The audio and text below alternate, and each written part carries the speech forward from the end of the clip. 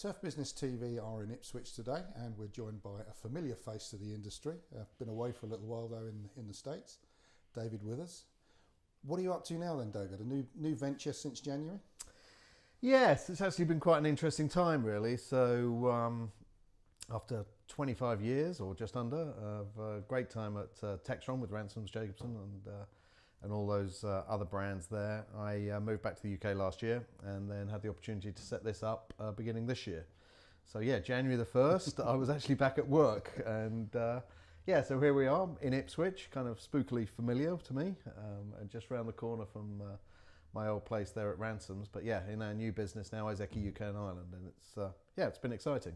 It's a new business, but it's not really a new business, is it? It's a brand you know well. No, I mean, that is one of the joys of this whole opportunity that came up, really, was, I mean, I've known Iseki since 95, I guess. And in fact, we were part of the team that pulled together getting Iseki franchise for Jacobson back in 96. So that was actually before the acquisition of Ransoms even, which was in 98. So yeah, Iseki joined us in 96, and I've known those guys since then. And so yeah, very, very familiar personally with the product, and then obviously the product itself is very, very well known and accepted throughout Europe and in the UK. Been selling in Europe now for 50 years, and so yeah, an established brand who people I knew. And then yes, as you said, the team that I have here, I'm very, very fortunate and blessed with, in that they were really the core of the Iseki team at Ransoms, who transferred across to us when the franchise moved. So brand new facility here. Big investment for you personally as well. Yes, I'm a part shareholder in the business as well as Iseki. So yeah, an investment for all of us. So something you feel very strongly about then, and obviously are passionate about this particular brand, I would guess. Yeah, well, it's interesting actually. I mean, Iseki, is probably not as well known a brand as a John Deere or Kubota or one of these other guys, but the quality of the product is just unbelievable.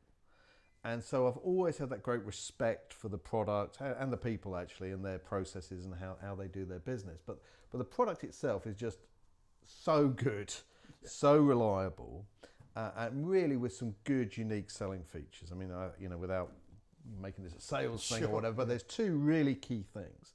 So with the actual mowing equipment, there is nothing that cuts and collects like an Iseki mower. If all mowers will cut and collect in the dry. Very few will cut and collect well in the wet, when it's wet and lush and you get the spring growth coming through. And the Iseki is just unbelievable at that.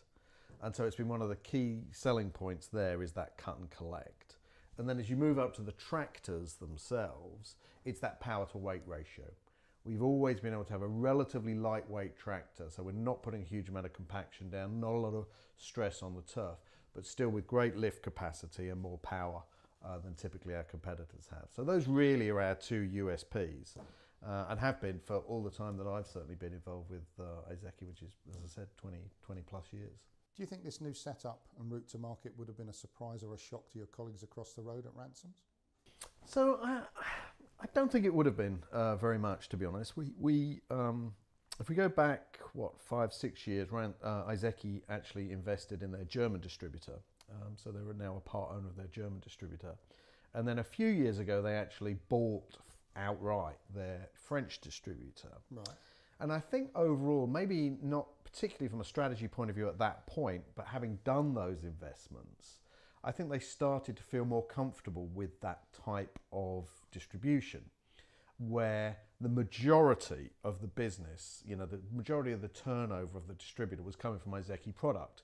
People were waking up every morning thinking, if I don't sell Iseki product, I'm not going to be able to pay the mortgage. Well, that's a good, as a manufacturer, I can speak from my past history, that's a good thing to have with your distribution. Where you get a very, where the Iseki franchise is a very small amount of the turnover of the business, maybe there's less of that, because, if I didn't sell the Iseki, maybe I sold the whatever other product it was that I was going to sell. So I think that idea of having a more focused distributor across Europe in all the different countries, and with a investment from the manufacturer so that they feel more in control and they have more control of the business, is something that I think they've been leaning towards. And so, you know, when you look at it, there's three big markets in Europe: France, Germany, and the UK. They'd done this in Germany, they'd done it in France, and now it's kind of moved on to the UK. So I think, you know, to answer your question specifically as to whether this was really a, you know, a surprise, shock, whatever, for Ransoms and those guys, I mean, they'd have to speak for themselves, but I don't think it would have been certainly a strategic shock. Okay. It might have been a surprise as to exactly the timing or whatever. Sure. But I think the idea that Iseki were going to do this at some point would not have been something that would have been a surprise to them. So, what does that focus now mean for the customer at the end of the day? So I think what we've really got to do, and Ransoms did a really good job, I think, with Iseki, particularly in Gulf and municipalities, that local authority business, because that's their bread and butter, right? That's where they sell their jake with the Gulf, and then Ransoms into the local authority business, and that's great. So we need to continue to grow in those areas. You know, make sure that we've got, you know, great products available, we've got a good route to market, and that we continue to support those areas. But there are other markets as well.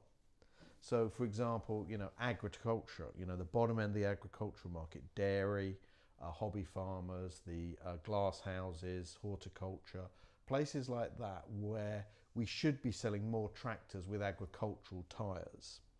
Yeah. You know, one of the things that was interesting as I spent some time with my colleagues who are other distributors around Europe is a lot of them are like 60-40 agricultural tyres to turf tyres. So they sell more actually with ag tyres than they do with turf tyres. Right. We would be totally the inverse of that. We would be probably 80-20 or even 90-10 turf to ag. And so, you know, there's clearly a market there that in the rest of Europe people are getting to, the Iseki distributors are getting to, for that market that demands ag tyres. Sure. Let's just characterise it that way. And so I think whilst we absolutely continue and believe that we have an opportunity to grow our market share and our market presence and get higher volumes into the turf side of the business, I also feel like there's an opportunity for us to get into some of those ag spaces and you know, enable us to sell those really good unique selling features that I mentioned earlier into another market sector. So that's how I see it. I think we're very much looking at segmenting the market out and say we need a marketing strategy for Gulf. We need a marketing strategy for our local authority municipality businesses. We need a strategy for ag and that area and horticulture and so on. And so we're starting to build that together so that we can have a more coherent drive into all those different market sectors. So you talk about new sectors there. Does that mean a bigger footprint and possibly new dealers? Possibly, yeah. I mean, it's interesting. We've got, you know, I could think of one area down towards the west coast where I've got a turf dealer and an ag dealer almost side by side. But actually, this guy never buys anything with turf tyres and this guy never buys anything with agricultural tyres. And so they're clearly going in through different doors. Yeah. You know, they're talking to different people. They're going into different customer bases. And so I think there will be an opportunity for us to do that kind of thing.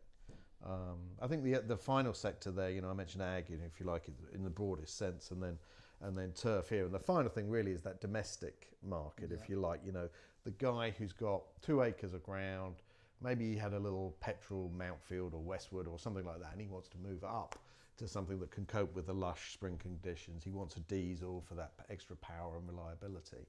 You know, those guys, typically, they call into a dealership.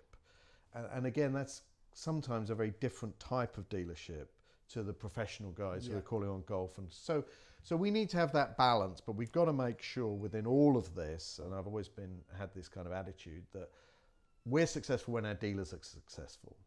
And I need my dealers to make money out of Iseki. So they invest, so that when they wake up every morning, they're thinking about Iseki. You know, you're competing for space in these dealerships and you're competing for attention. And the way you typically get their attention is by being really good at parts, service and backup. Yep. Fine, need to do that. The product itself needs to be great, but also we need to be easy to do business with. And we need to have it that, you know, the marketing material is good and that we're promoting it and so on. So there's a way of doing that. And so I don't want dealers to feel nervous about what we're going to do, because I'm absolutely invested in the idea that all of my dealers should be making money. Okay. And I think that's important. I don't want to go down this route which some manufacturers, I won't name them, but some manufacturers have a little bit of an attitude, which is, well, you know, I don't care. You know, as long as the metal moves, it doesn't matter to me. And I think short term, that's fine. but I don't think it gives you those long-term partnerships that I personally think you need in this industry. Companies are constantly bringing out new products, but are you going to add to products that exist in the Iseki range that don't necessarily come into this country yet? Yeah, so it's quite interesting actually. I mean, obviously there's kind of the, I don't want to say routine, but that upgrading of the products that typically happens every couple of years, that cycle that we're in, you know, of an existing product getting an upgrade. So obviously that is continuing out there with some new products that will come through over the next coming years. But the other thing that is an opportunity for us is there are some products that previous distributor didn't bring in, that we are looking at now. So these are existing Iseki products, but they simply haven't been offered to the UK market before. And so we're looking at a couple of them, you know, which might be interested. Example? Yeah, actually, they were all towards that domestic part of the market. Actually, it's not a big change for our core, you know, tractors, big diesel mowers. It's more down into that robotic space, and also even the petrol ride-on space. So it's those type of products that we're considering. We're looking at right now. Yeah, exactly. We'll to me, it kind of makes sense that, you know, if I think about that segmentation that I talked about, you know, those domestic guys, you know, who typically don't have reps, they're just people you drive past, you go, oh, I need to buy a mower, and you call in there, and maybe you bought your chainsaw from there last year and now you need a mower and you call in at the same place. Those kind of guys do sell those type of products, and maybe that would make us more of a compelling offering. In there, rather than just being what we typically are, which is the very top end of their offering. You know, if you think about, they have petrol lawnmowers and stuff like that, which is relatively cheap, and then we typically are the highest priced, highest spec point mower that they sell. So it might give us a broader breadth with those guys. How do you think the market's going to shape up over the next few years? I mean, Brexit's an unknown, but is that good or bad news? I don't think the market is going to boom, but nor do I think it's going to bust. I think we will see, you know, a degree of stability in the marketplaces. You know, agriculture can be quite political, so you don't know quite what's going to happen when all that common agricultural policy stuff unwinds and things like that. To be honest, it's going to affect us a lot less than the big ag boys who are going to have that perhaps. So I think for us, particularly if we can maintain this blend of markets, it would be very unlikely that all markets at the same time, you know, had a disaster. I'm not saying it couldn't happen, but it would be unlikely, I think, that all of those would. Brexit, I think the main impact of Brexit for us will be what happens to sterling. You know, we're an importer at the end of the day. You know, sterling movement makes a difference to us. And then if we truly get frictionless trade, I mean, you know, as I mentioned before, Iseki have France and Germany. We do trade products and parts within the three of us quite freely. Sure. So, you know, I might look at a part that I need, customer needs it urgently, I've gone out of stock, oh, there's one in France. So rather than waiting for it to come from Japan, I could just pull it out of France. They do the same with us. We just, you know, so there's that pretty easy movement of goods and services around between ourselves, Germany and France, which I hope is continued somehow within whatever we end up with. Yeah. You know, I wouldn't want to end up where, you know, that's suddenly a big deal to ship stuff back and forth. That's the major wrinkle you would say. I think that would be the major wrinkle. And then just if there was a bad hit on the currency, personally, I think the currency will do this. It typically does.